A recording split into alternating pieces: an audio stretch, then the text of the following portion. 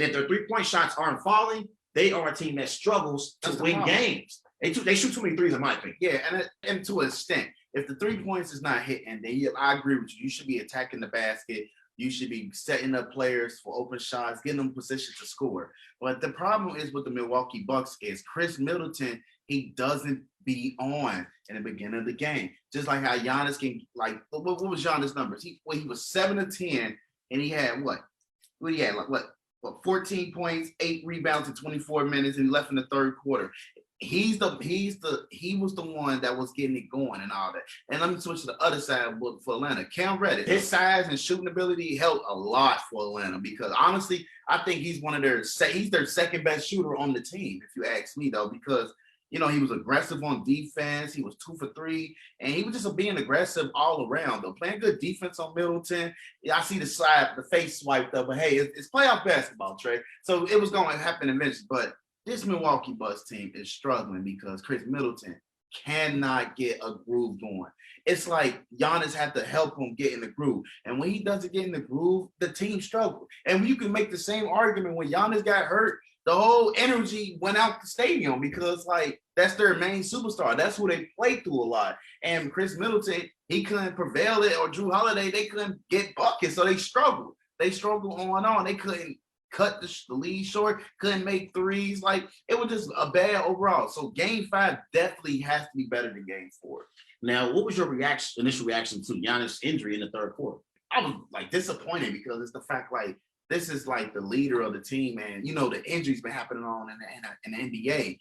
And it's like you add him more to the list, like, and now you're asking how long he's going to be out, and it just at the wrong time, Trey. Yeah, it's at the wrong time. Okay. That's the wrong time because this is supposed to be his ring year. This is him playing for a championship. Like, we was in position to do that. Now, we don't know how bad his knee is. People say it's a hyperextended, but, hyperextended can go longer. Yeah. Like, it all depends, like, how is it? I'm glad there's no structural damage, though, but he's a significant loss to the Bucks, though. But once he got injured, the whole energy went out the State Farm Arena, man. Yeah, and I give a lot of credit to the Atlanta Hawks fans, man. They showed a lot of class when Giannis got injured. They cheered for him when they seen him get back up. Yeah. As we've seen in the past in the NBA, these fan bases, they have no issue with booing players when they get injured. You were I think it was a 2019 NBA Finals. You saw Kevin Durant got injured. The Toronto Raptors fans was booing Kevin Durant, cheering. Yeah. Like, they cheering, like, and you saw Kyle Lowry, like, what are y'all doing? Like, no, this ain't that. You know what I mean? That's not right. I mean, think about it though. That's their first ever national championship. But you can't cheer. I get the when a player get injured. I man. Get, that's classless. Fans got mixed feelings. I will say that. That's classless.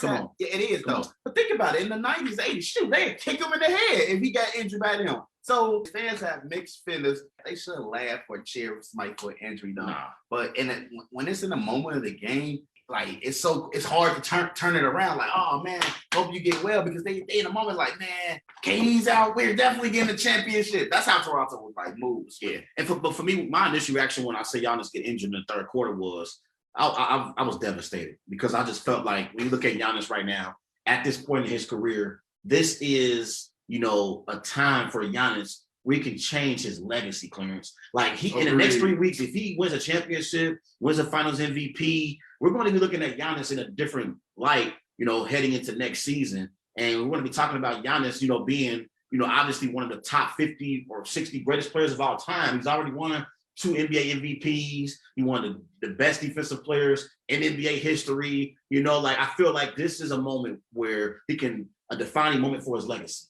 And for him to get injured in that moment, man, my heart feels for Giannis. It really does. And you even saw his brother, come out there and help him, limp back to the locker room. And so that just shows you the severity of the injury, for his brother to come out there. And I just was devastated for Giannis, because I think right now in his career, he has a chance to really, really elevate his legacy to an entire different level, because a lot of players, they don't get a chance to win NBA championships or even make it. But like it's great players that have retired without winning a championship. Karl Malone, John Stockton, Charles Barkley, the list goes, Tracy McGrady, Carmelo Anthony. The list goes on and on. And, I believe if Giannis can win a championship, he'll definitely move up, on the greatest of all time players list for sure.